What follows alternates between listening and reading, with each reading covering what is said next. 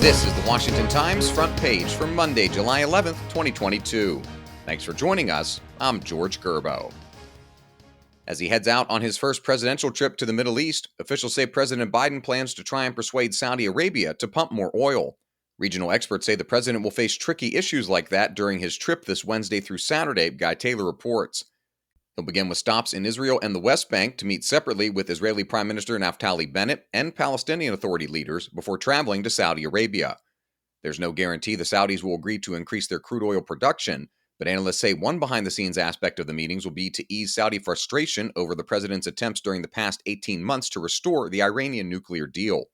More broadly, administration officials say an overall goal of the trip will be to promote stronger security coordination among Arab powers, including Saudi Arabia and Israel. Later this year is another presidential trip to Indonesia, one that's already drawing attention more than 4 months ahead of schedule. The Group of 20 meeting in November, a gathering of leaders from wealthy and developing nations, has already become a hot topic, Ben Wolfgang reports. With Russian President Vladimir Putin slated to attend and Ukrainian President Volodymyr Zelensky also invited, some foreign policy analysts say the forum could offer a chance for the two nations to hash out a ceasefire agreement. That's assuming the conflict is still raging and representatives from both countries agree to talk. For the U.S. and its Western allies, early talk of boycotting the G20 to protest Russia's inclusion appears to have fizzled out in favor of attending, but perhaps sidelining and publicly chastising Putin as much as possible. That strategy got a test run last week when foreign ministers from participating nations, including U.S. Secretary of State Antony Blinken, met in Bali as a precursor to the full meeting in November. U.S. Citizenship and Immigration Services has created a backdoor pathway to citizenship that's open to some of the hundreds of thousands of migrants who came to the country illegally but are now under temporary protected status. Stephen Dinan reports a policy issued this month allows TPS beneficiaries to apply for pre-approval to travel outside of the United States. When they return, they will be deemed inspected at the border. The policy clears a key hurdle by effectively scrubbing an illegal entry from their records.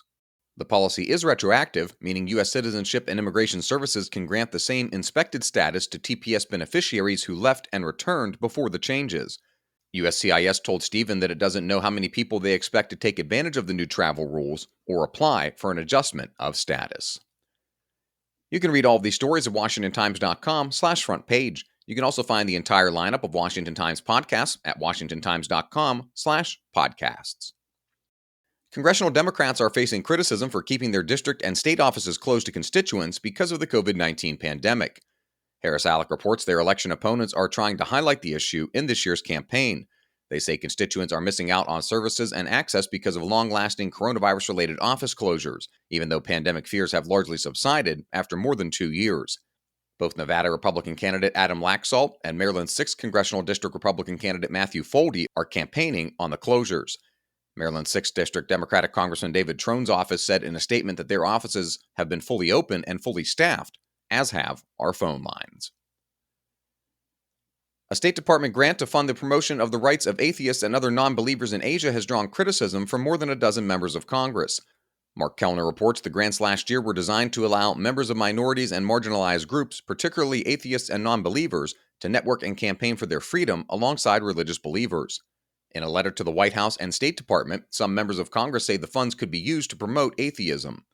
A State Department spokesperson said the $500,000 grant falls under provisions of the 2016 Frank R. Wolf International Religious Freedom Act. Named after a former Republican congressman from Northern Virginia, it states the persecution of atheists and other non-theists is often widespread, systematic, and heinous. And finally, Mika Sellner profiles Missouri Republican Senator Josh Hawley. The 42-year-old has carved out a unique political path by tapping into populist frustrations, such as taking on what he sees as big tech censorship of conservatives. Political analysts say Hawley is laying the groundwork for a 2024 presidential run, something that he denies. Hawley has stirred criticism from some Republicans for looking past his current job for what they say are outward personal ambitions manifesting on the national stage. They say those appear to have started soon after he won his first election to statewide office 4 years ago. Find all today's front page stories at WashingtonTimes.com/front page or the Washington Times app, and find us wherever you get your podcasts. Just search Washington Times in your favorite podcast app. For the Washington Times, I'm George. For the Washington Times, I'm George Gerbo.